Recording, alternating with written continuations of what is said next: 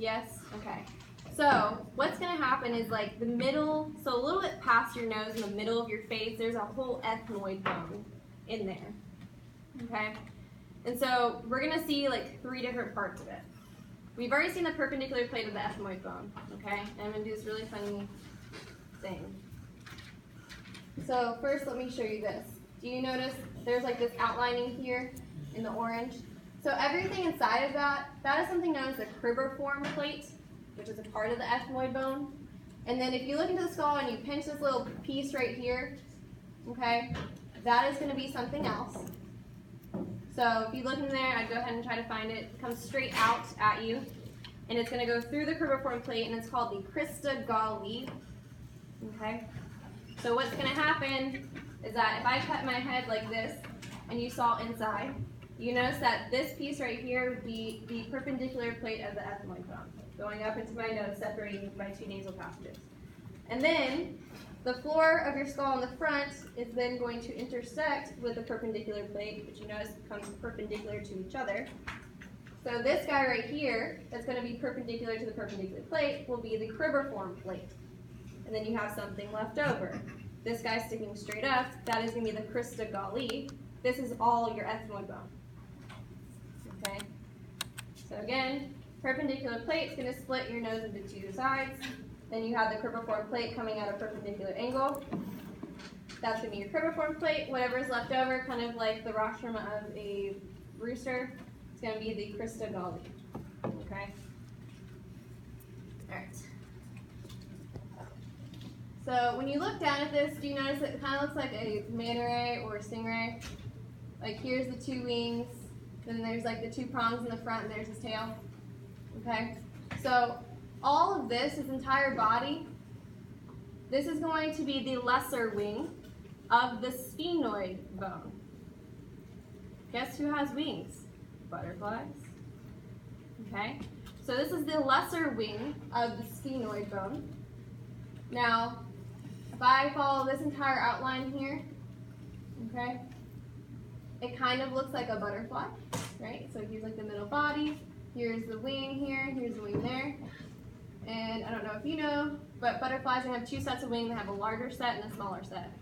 So this is that lesser wing of the smaller one, the lesser wing of the sphenoid bone. And then this rest of this right here, basically containing all the holes, this is all going to be the greater wing of the sphenoid bone. Okay. All where my fingers are touching. So lesser wing is going to be the body of your manta ray. And then everything below it here, that's going to be that greater wing of the sphenoid bone, making you a butterfly. Okay. Now, again, the tail is made up of that ethmoid bone, the cribriform plate, and that crista galli. If you look really closely on your skull, the newer ones don't really have it as well, but if you have an older one in front of you, there will be like these little teeny tiny holes all along the cribriform plate on either side of the crista galli. Okay? These little teeny tiny holes, these are called your olfactory foraminae.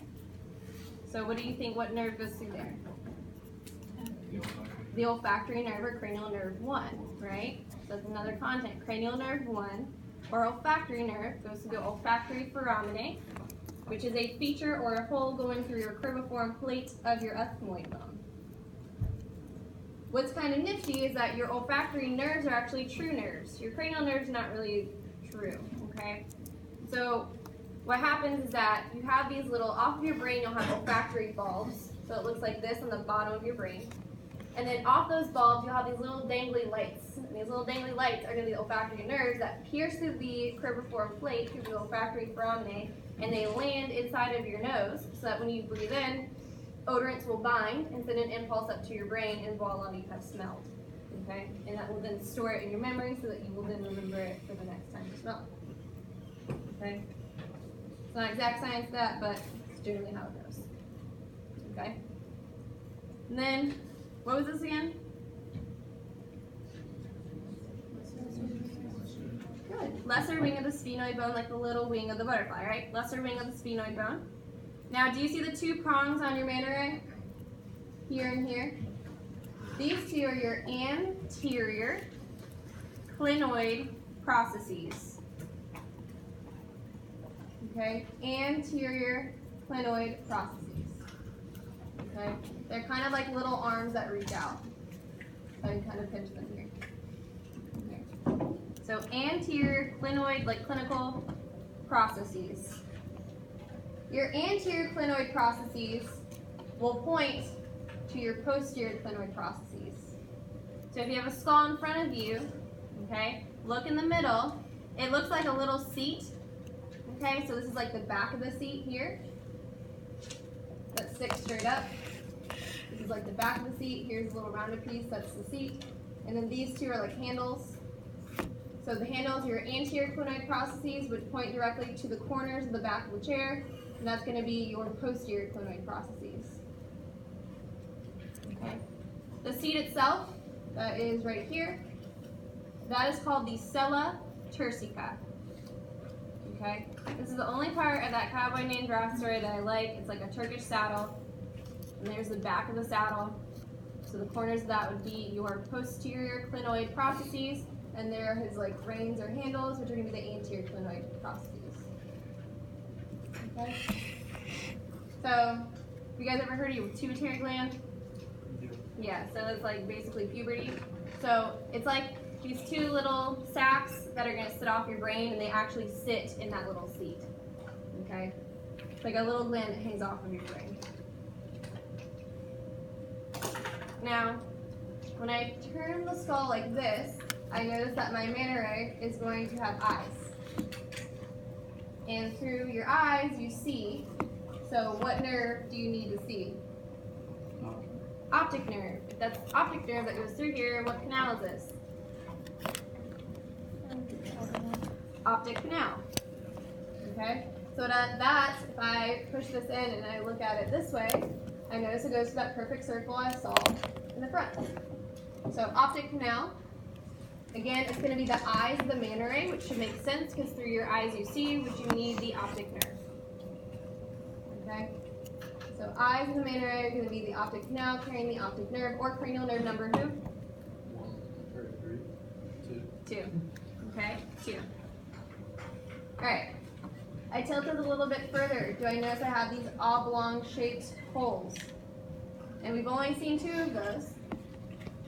Okay? Who do you think this is?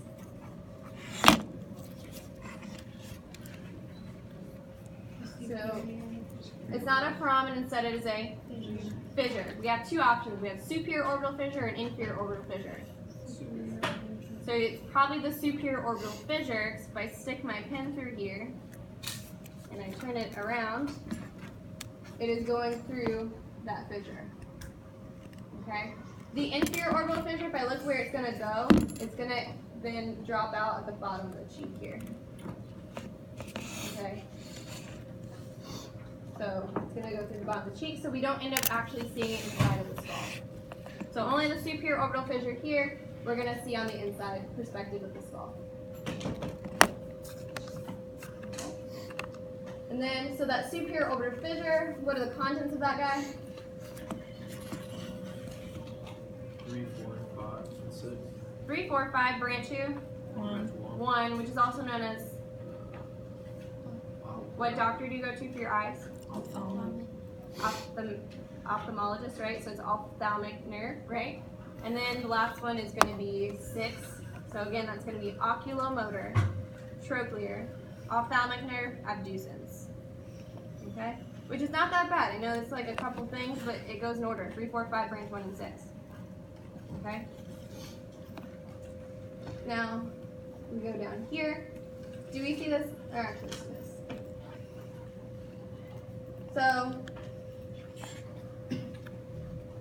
we have L, O, S, omit the E, and find R. Okay. So we spelled loser without the E. So L, O, S, omit the E, find the R. Okay. Same stuff on this side. L, O, S, omit the E, find the R, you spelled loser. Okay. Now, L, which you can always find if you go to the sella turcica, which is the direct middle of the skull, and you find the first hole closest to the middle of the skull. That is going to be our L. Okay? This is going to be your foramen lacerum. It's spelled like lace rum.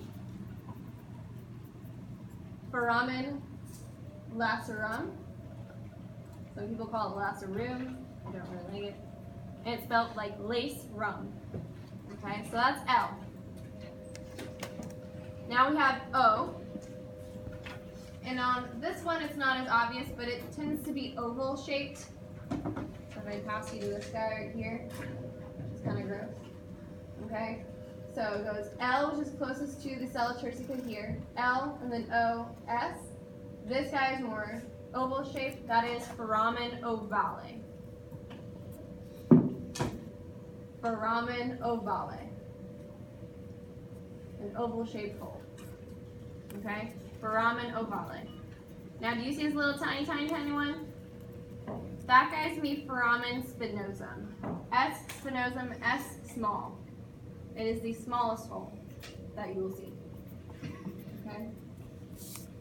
So, directly off the middle, the first hole is gonna be foramen lacerum, which is our L. The next one over is tends to be oval shaped, not so much in this skull. This is gonna be foramen ovale. And this little teeny tiny guy, which is gonna be foramen spinosum, which has an S in it for small. Okay. Now who do we need to find? R. We don't have D. So what you'll do is you'll go all the way up here. He's kind of like the loser of the group. So find the superior orbital fissure, go to the end of it, and go right here. And that perfect circle is going to be a foramen for us. That's going to be our R, so it's foramen rotundum. Foramen rotundum, which is going to be our R. So he's kind of like the loner of the group. He doesn't hang out with the other foramen, he hangs out with the fissure instead. Okay, so go to the bottom of the superior orbital fissure, find the perfect circle below that, that's going to be your foramen rotundum. What goes through foramen rotundum is cranial nerve 5, branch 2, which is which nerve? Goes across the front of the face. Maxillary nerve. So the first one is going to go out through your eyeball, so it's ophthalmic. The second one goes across the front of your face, so it's maxillary. The third one is going to go across the mandible, being your mandibular nerve. Now, if I go straight back here, I find foramen ovale. Foramen ovale is going to carry cranial nerve 5, branch 3, or mandibular nerve. Now, foramen ovale is best friends with foramen spinosum. Okay? So you'll always find those two together. You find spinosum, you found ovale. Now, because they're friends, they share. So, foramen spinosum is kind of small, so he can't really carry the large load. So he gets the meningeal branch of the mandibular branch of the trigeminal nerve. Okay? He gets the meningeal branch of the mandibular nerve. Okay? So it's the meningeal branch of cranial nerve branch 3. He gets a branch of a branch